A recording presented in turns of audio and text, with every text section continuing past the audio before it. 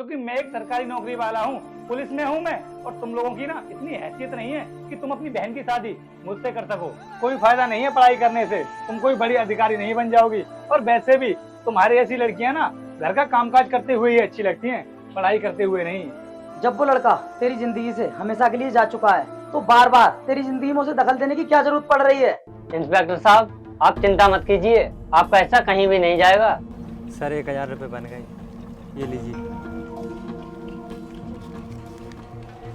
इसी तरह से काम करता रहे, बहुत मोटा पैसा आएगा हमारे हाथ। मैं तुमसे कुछ भी नहीं कह रहे हो तो कुछ भी बोले जा रहे हो। कांस्टेबल, इन्हें गाड़ी में डालो। भैया, आप हमेशा कहते थे ना लड़का कैसा है, किस खानदान से, कमाता कितना है।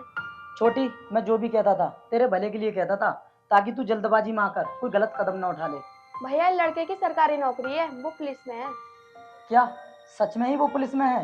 फिर तो छोटी तेरी पसंद बहुत अच्छी निकली, लेकिन मुझे ये तो बताओ कि वो लड़का हमारे पास कितनी देर में आ जाएगा? भैया, आप चिंता मत कीजिए, वो थोड़ी देर में आने वाला ही होगा। ये लो भैया, आ गए। आ जाइए, हम लोग आप ही का इंतजार कर रहे थे। बैठिए।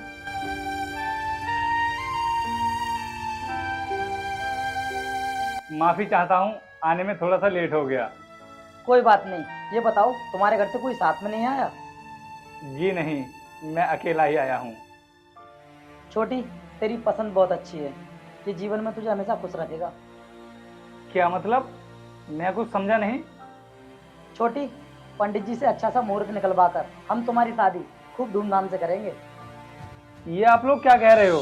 रोहित, तुम मेरे भैया से हाथ मांगने आए हो ना, तो तुम ऐसा क्यों बोल रहे हो? हाथ मांगने? मेरी बहन बता रही थी कि तुम दोनों एक दूसरे से बहुत प्यार करते हो, तो मैं तुम्हारी शादी की बात कर रहा था। अरे आपसे किसने बोल दिया कि मैं आपकी बहन से प्यार करता हूँ और मैं इससे शादी करूंगा? ये क्या बोल रहे हो तुम? रोहित, तुम्हारा दिमाग भी ठीक है? तुम हमारे साथ ऐसा मजाक क्यों कर रहे हो? मैं कोई मजाक नहीं कर रहा हूँ, जो भी कह रहा हूँ ना बिल्कुल ठीक कह रहा हूँ, क्योंकि मैं एक सरकारी नौकरी वाला हूँ, पुलिस में हूँ मैं। और तुम लोगों की हैसियत नहीं है कि तुम इसकी शादी मुझसे करा सको। तो तुम्हें अपनी सरकारी नौकरी का घमंड है। कुछ टाइम पहले तो तुम मेरे पीछे पड़े रहते थे कि मुझसे शादी कर लो, और आज मैंने अपनी फैमिली को मना लिया है तो तुम शादी के लिए मना कर रहे हो। पहले मैं कोई काम नहीं करता था, इसीलिए मैंने तुमसे प्यार किया था, और आज मैं सरकारी नौकरी करता हूँ। और अब ना मैं ऐसी लड़की से ही शादी करूंगा जो सरकारी नौकरी करती होगी। तुमने मुझे धोखा दिया है और मैं इसके लिए तुम्हें कभी माफ नहीं करूंगी। वो हमारा बीता हुआ कल था, मैं उन सब बातों को ना भूल चुका हूँ, और बेहतर होगा कि तुम भी भूल जाओ। देखो रोहित, तुम मेरी बहन के साथ में ऐसा मत करो। तुम्हें जो कुछ भी चाहिए वो मैं सब दूंगा। बोलो, कितना दहेज चाहिए तुम्हें?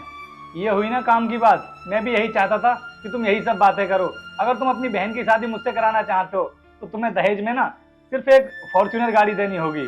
तुम पढ़े लिखे होकर भी दहेज मांग रहे हो, तुम्हें शर्म नहीं आ रही? सुनो, मैं यहाँ पर तुम्हारी ये बकवास सुनने के लिए नहीं आया हूँ, मुझे और भी काम है, चलता हूँ। रुक जाओ रोहित, तुमने मेरी बहन का यूज किया है और मैं तुम्हारी शिकायत पुलिस में जाकर करूंगा। तब पता चलेगा तुम्हें कि किसी के घर की इज्जत के साथ खिलवाड़ करने का क्या नतीजा होता है।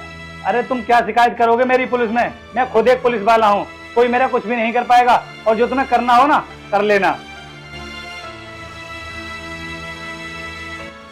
भैया, मुझे माफ कर दो, मुझसे बहुत बड़ी गलती हो गई। मैंने ऐसे इंसान से प्यार किया जो पैसों का लालची था। छोटी, रोना बंद कर। आज के टाइम पर लड़के लड़कियों के साथ यही करते हैं, और आज तूने भी उसका असली रूप देख लिया होगा। भैया, मैं क्या करूं, आप ही बताइए। छोटी, अब तुझे कुछ भी नहीं करना है, सिर्फ अपनी पढ़ाई पर ध्यान देना है, और उसके बाद उसको उसी की भाषा में जवाब देना है।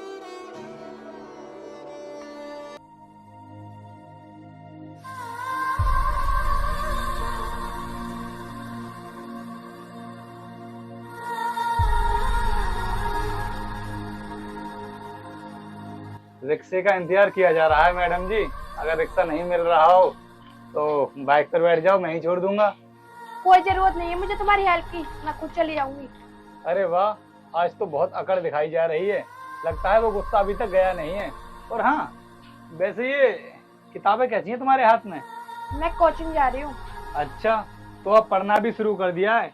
कोई फायदा नहीं है पढ़ाई करने से, तुम कोई बड़ी अधिकारी नहीं बन जाओगी। और वैसे भी तुम्हारी ऐसी लड़कियां ना घर का कामकाज करते हुए ही अच्छी लगती हैं, पढ़ाई करते हुए नहीं। मैं तुम्हारे हाथ जोड़ रही हूँ, प्लीज चले जाओ यहाँ से, मेरा पीछा छोड़ दो। अरे पीछा ही तो छोड़ दिया है मैंने तुम्हारा, और उसी वजह से आज तुम इस हालत में हो। खैर कोई बात नहीं, आज तुम्हारी शकल पर ना मुझे बहुत तरस आ रहा है। चलता हूँ मैं।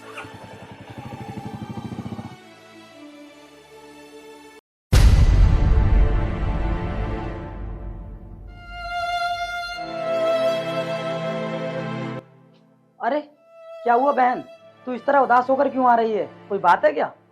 भैया मैं जिससे प्यार करती थी आज वो मुझे रास्ते में मिला और उसने मेरा बहुत मजाक उड़ाया। जब वो लड़का तेरी जिंदगी से हमेशा के लिए जा चुका है तो बार बार तेरी जिंदगी में उसे दखल देने की क्या जरूरत पड़ रही है? भैया मैंने उससे कुछ भी नहीं कहा, फिर भी वो मुझे परेशान कर रहा है। बहन, ऐसे लोगों को सबक सिखाने का बस एक ही तरीका है, तू पढ़ लिख कर ना कोई बड़ी ऑफिसर बन जा, उसके बाद ही ऐसे लोगों का मुंह बंद होगा। भैया मैं यहाँ पर रहकर पढ़ाई नहीं कर पाऊंगी, आप मुझे दिल्ली भेज दो और वहीं पर रहकर मैं अपनी यूपीएससी की तैयारी करूंगी। ठीक है बहन, तू अगले संडे को ही दिल्ली चली जाना और वहां पर रहकर मन लगाकर पढ़ाई करना, और जब भी तू घर लौटे ना तो एक बड़ी ऑफिसर बनकर लौटना। भैया आप चिंता मत कीजिए, मैं मन लगा के पढ़ाई करूंगी और आपको कभी निराश नहीं करूंगी। ठीक है बहन, अब तू जाकर खाना खा ले, मम्मी ने तैयार कर दिया है।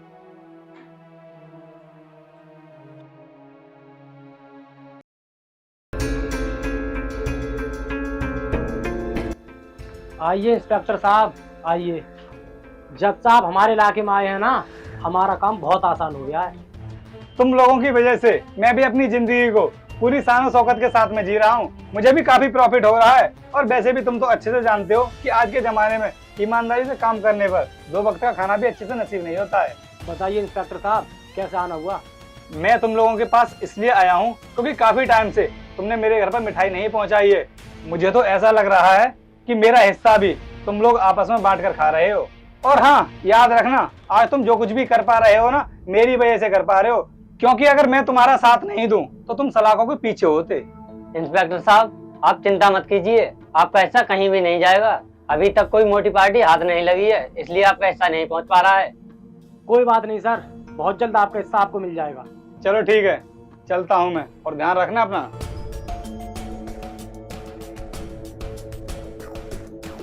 दीवान जी, जब मैंने आपसे बोल दिया कि हमारे बैग में कुछ नहीं है, फिर आप बैग चेक करने की जिद क्यों कर रहे हैं? पुलिस से बहस करने की जरूरत नहीं है, चुपचाप बैग चेक कराइए अपना। देखिए, आपको जो भी करना है कर लीजिए, हम बैग चेक नहीं कराएंगे। मुझे लगता है आप ऐसे नहीं मानोगे, मुझे सर को बुलाना ही पड़ेगा। सर इधर आइए आप। क्या हुआ कांस्टेबल? सर ये लोग मुझसे बेवजह बहस कर रहे हैं।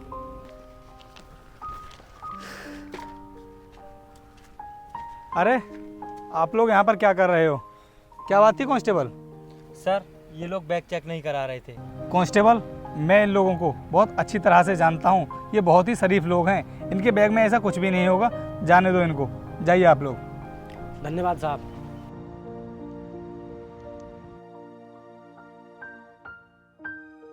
मुझे लगता है इनके बैग में कोई गैरकानूनी सामान था। अरे ऐसा कुछ भी नहीं है, और शरीफ लोगों पर ना बेवजह इल्ज़ाम मत लगाया करो। जो भी बाइक आ रही है ना, उनको रोकने की कोशिश करो। ठीक है सर। कांस्टेबल, ये बाइक आ रही है, इसको रोको। रोक बे रोक। नंबर प्लेट कहाँ है इसकी? अरे साहब नई बाइक है, अभी नंबर प्लेट नहीं आई इसकी। तो फिर इसे क्यों चला रहा है? साहब गलती हो गई, आगे से नहीं चलाऊंगा। सुन बे, गाड़ी सीज होगी तेरी, इधर खड़ी कर दे इसे। लेकिन साहब कुछ ले दे के हो जाए तो कर लीजिए। हाँ चल ठीक है, ला फिर 1000 रुपये दे दे और निकल जाइए यहाँ से। ठीक है साहब, देता हूँ।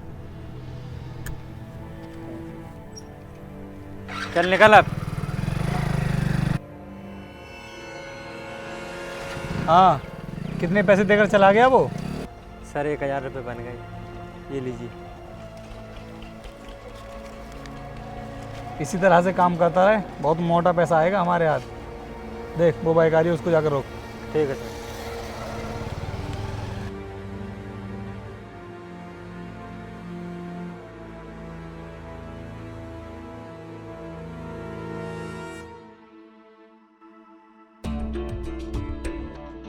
कांस्टेबल, गाड़ी आ रही है, जल्दी से गाड़ी को रोको। ठीक है सर। रोक। अरे सर, ये तो स्टाफ की गाड़ी है। अच्छा कोई बात नहीं, मैं आकर देखता हूँ।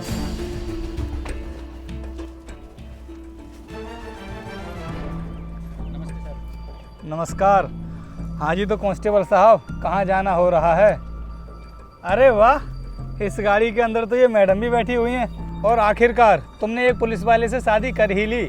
लेकिन हाँ, है तो ये मुझसे नीची पोस्ट पर ही, मुझे सल्यूट ही मारेगा। और देखो तुम्हारे सामने सल्यूट मार भी रहा था। सर आप ये क्या बोल रहे हो? तुम चुप रहो, बोलने दो उन्हें। अच्छा मैडम, वैसे एक बात बताइए, इनकी सैलरी से शॉपिंग वॉपिंग तो सही से हो जाती है ना, या फिर ऐसे ही काम चलाना पड़ता है? सर क्या आप जानते हो उनको? हाँ जानता हूँ। किसी टाइम पर ये मुझसे प्यार करती थी, लेकिन इसकी ना इतनी औकात नहीं थी कि इसका भाई मुझे दहेज में फॉर्च्यूनर दे सके। इसी वजह से मैंने इससे शादी नहीं की। और देखो, आज एक कांस्टेबल के साथ में शादी की है इसने। शायद इतनी सैलरी में ये सही से इसकी शॉपिंग भी नहीं करा पाता होगा।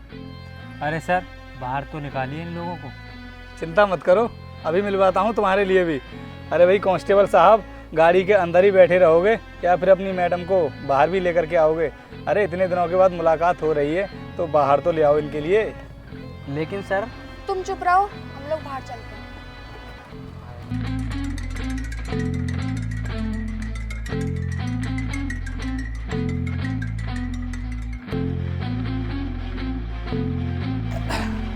हाँ तो बताइए मैडम साहिबा, कैसी कट रही है आपकी वैवाहिक ज़िंदगी? क्या मैं जान सकती हूँ यहाँ पर किस चीज़ की चेकिंग चल रही है? वैसे तुम्हें जानने का कोई अधिकार तो नहीं है, लेकिन फिर भी मैं तुम्हें बता देता हूँ कि यहाँ पर कोई चेकिंग नहीं चल रही है, बस कमाई करने का जरिया चल रहा है। ओह, तो यहाँ पर चेकिंग के नाम से लोगों से पैसे लूटे जा रहे हैं। हाँ सही समझी। लेकिन तुम्हारा ये धंधा अब नहीं चल पाएगा। अरे तू कौन होती है हमारा ये धंधा बंद कराने वाली? और हाँ, मैं तुझे बता दूँ कि जिस दिन मैं पुलिस की नौकरी में ज्वाइन हुआ था ना, उसी दिन मैंने सोच लिया था कि ऊपर की कमाई बहुत करूँगा और एक दिन अमीर बन जाऊँगा। और देख, आज लोगों से काफ़ी सारे पैसे लूट रहा हूँ और शान शौकत की ज़िंदगी जी रहा हूँ। सर आप मैडम को जानते नहीं हैं, ये जिले की नई IAS ऑफिसर हैं। क्या IAS ऑफिसर? अरे ये IAS ऑफिसर कैसे हो सकती हैं? तुम्हें पता नहीं है, IAS ऑफिसर बनने के लिए देश का सबसे टफ एग्जाम क्रैक करना पड़ता है। और ये उस एग्जाम को क्रैक कैसे कर सकती है? मैं तुमसे कुछ भी नहीं कह रहे हो तो कुछ भी बोले जा रहे हो। पुलिस प्रशासन को बदनाम करके रखा है तुम जैसे लोगों ने। सरकार तुम्हें इतनी सैलरी दे रही है, तुम्हारा पेट नहीं भरता है जो गरीब लोगों को परेशान करते हो। कांस्टेबल, और लोगों को गाड़ी से बाहर लाओ। जी मैम। हाँ भाई चलो मेरे साथ।